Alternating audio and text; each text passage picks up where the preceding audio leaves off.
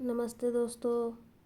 श्रीमद् भगवत गीता यथारूप का आज अध्याय 2 का आखिरी भाग पढ़ेंगे, जो कि 14वां भाग है। आज अध्याय 2 कंप्लीट हो जाएगा। इसके बाद हम लोग अध्याय 3 में आगे बढ़ेंगे। आज हम लोग अध्याय 2 का आखिरी भाग कर लेते हैं। यह है, यहाँ से स्टार्ट हो रहा है। विहाय कर्माण्य सर्वन पुमांश्चरति निःस्पृशः स्पृहः निर्ममो निरंकारः स शान्तिमधिगच्छति। विहाय छोड़कर कामात इंद्रिय की भौतिक इच्छाएं, यह जो सर्वान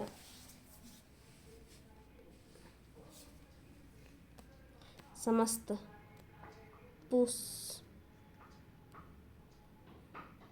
पुमान पुरुष चरती रहता है, निष्प्रिय इच्छा रहित, निर्मम ममता रहित, निरहंकार अहंकार शून्य, स मतलब वह,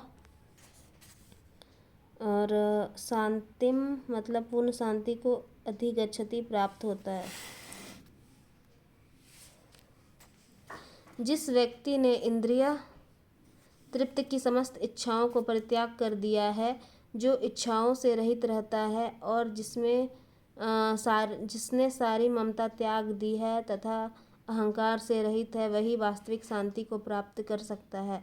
तात्पर्य: निष्प्रिय होने का अर्थ है इंद्रिय तृप्ति के लिए कुछ भी इच्छा न करना। दूसरे शब्द में कृष्ण भावना भावित होने की इच्छा वास्तव में इच्छा शून्यता या निष्प्रियता है। इस शरीर को मिथ्या ही आत्मा माने बिना तथा संसार की किसी वस्तु में कल्पित स्वामित्व रखे बिना श्री कृष्ण के नित्य दास के रूप में अपनी यथार्थ स्थिति को जान लेना कृष्ण भावनामृत की सिद्ध अवस्था है। जो इस सिद्ध अवस्था में स्थिर है, वह जानता है कि श्री कृष्ण ही प्रत्येक वस्तु के स्वामी हैं, अतः प्रत्येक वस्तु का उपयोग उसकी तुष्टि के लिए किया जाना चाहिए। अर्जुन आत्मतुष्टि के लिए युद्ध नहीं करना चाहता था, किंतु जब वह पूर्ण रूप से कृष्ण भावना भावित हो गया तो उसने युद्ध किया, क्योंकि कृष्ण चाहते थे कि वह युद्ध करे।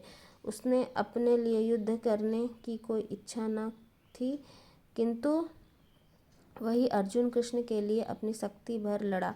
वास्तविक इच्छा शून्यता कृष्ण तुष्टि के लिए इच्छा है। यह इच्छाओं को नष्ट करने का कोई कृत्रिम प्रयास नहीं है। जीव कभी भी इच्छा शून्य या इंद्रिय शून्य नहीं हो सकता, किंतु उसे अपनी इच्छाओं की गुणवत्ता बदलनी होती है। भौतिक दृष्टि से इच्छा शून्य व्यक्ति जानता है कि प्रत्येक वस्तु कृष्ण की है। ईशावास्यमिदं सर्वम, अतः वह किसी वस्तु पर अपना स्वामित्व घोषित नहीं करता। वह दिव्य ज्ञान आत्म साक्षात्कार पर आधारित है, अर्थात इस ज्ञान पर कि प्रत्येक जीव कृष्ण के अंशरूप है और जीव की शाश्वत स्थिति कभी न तो कृष्ण के तुल्य होती है, न उससे बढ़कर। इस प्रकार कृष्ण भावनामृत का यह ज्ञान ही वास्तविक शांति का मूल सिद्धांत है।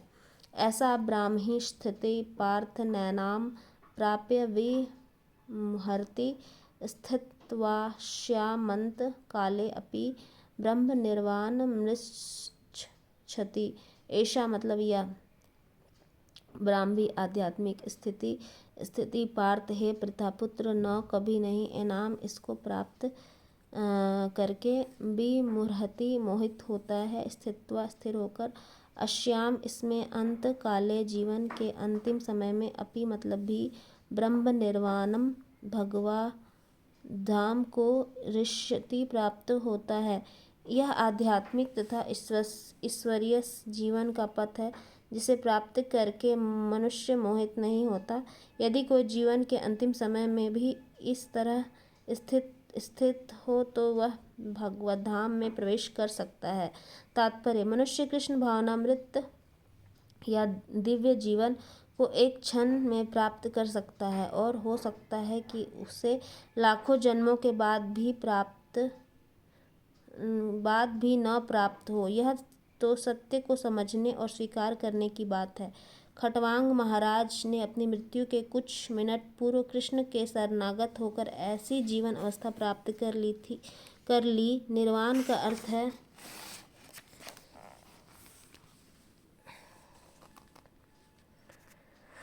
भौतिकवादी जीवन शैली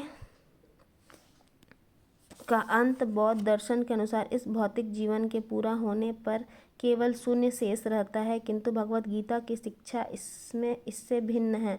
वास्तविक जीवन का शुभारंभ इस भौतिक जीवन के पूरा होने पर होता है। स्थूल भौतिकतावादी के लिए यह जानना पर्याप्त होगा कि इस भौतिक जीवन के अंत निश्चय है, किंतु आध्यात्मिक दृष्टि से उन्नत व्यक्तियों के लिए इस जीवन के बाद अन्य जीवन प्रारंभ होता है। इस जीवन का अंत होने के पूर्व यदि कोई कृष्ण भावना भावित हो जाए तो उसे तुरंत ब्रह्म निर्वाण अवस्था प्राप्त हो जाती है।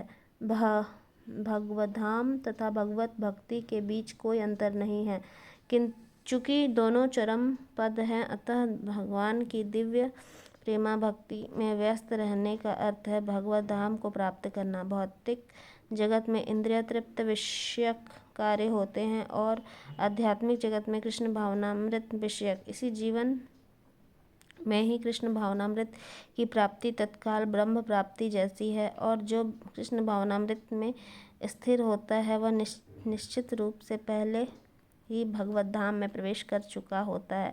ब्रह्म और भौतिक पदार्थ एक दूसरे से सर्वथा विपरीत हैं, अतः ब्राह्मी स्थिति का अर्थ है भौतिक कार्यों से पद पर न होना। भगवत गीता में भगवत भक्ति को मुक्ति अवस्था माना गया है। स गुणान समतीत्य ये तान ब्रह्म भूयाय कल्पते। अतः ब्राह्मी स्थिति भौतिक बंधन से मुक्ति है। शील भक्ति विनोद ठाकुर ने भगवद गीता के इस द्वितीय अध्याय को संपूर्ण ग्रंथ के प्रतिपाद्य विषय के रूप में संक्षिप्त किया है। भगवद गीता का प्रतिपाद्य है कर्म योग, ज्ञान योग और भक्ति योग। इस द्वितीय अध्याय में कर्म योग तथा ज्ञान योग की स्पष्ट व्याख्या हुई है। भक्ति योग की भी झांकी दे दी गई है। इस प्रकार भगवद गीता के द्वितीय अध्याय गीता का सार का भक्ति वेदांत तात्पर्यपूर्ण हुआ। यह गीता श्रीमद् भगवद गीता का अध्याय 2 यहीं पे समाप्त हो रहा है। अगले दिन हम लोग अध्याय 3 में कर्म योग के बारे में पढ़ेंगे। अध्याय 3 का इसके बाद हम लोग करेंगे लेसन 3 होगा। ये लेसन 3 के नाम से आएगा। आज के लिए इतना ही। धन्यवाद। अपना समय देने के लिए बहुत बहुत धन्यवाद।